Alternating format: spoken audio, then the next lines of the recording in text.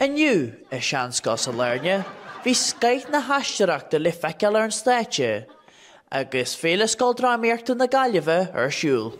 Well, tá muid reachtáil an féle Scoildrámaíochta in seo is Scoil Sailerna agus tá muid aon seo le coppla bliana inis agus tá an scoilnaí ar fad le chéile agus bíon Comórtas ar siúl agus teinte de rainn sin chuig an féle chuige in dhéis sin so tá job uafas a chamsa bheith moltóireacht.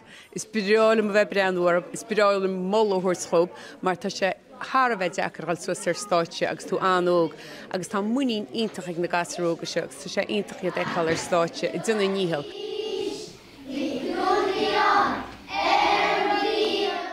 Agus an sin bín cinenne le an amsa ag nuair bhín sé ar fád thart agus sin anú is measachum.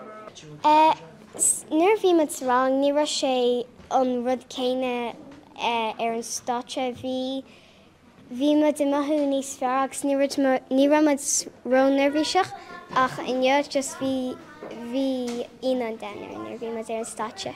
Bhí me de cleachtú bhí sé an maith bhí go leor a dtí le déanamh agus bhí me de peoch páirt agus bhí mé cósastain ar a pheoch siad me sé le níomh cíneoir. Ceapam gran na scoilnaí eile iontach agus bhí mudna an maith. Tá ordchaid an amachsamach le feiceáil tá scriptnaí nuascríomháin, tá seanscéalta an beidir le casa difriúil arab. Tá Comórtas an dachar, bhí an scoil rih ranca trí anháil agus bhí sé an grammar, so tá na méarcha trasna go maimid tríd.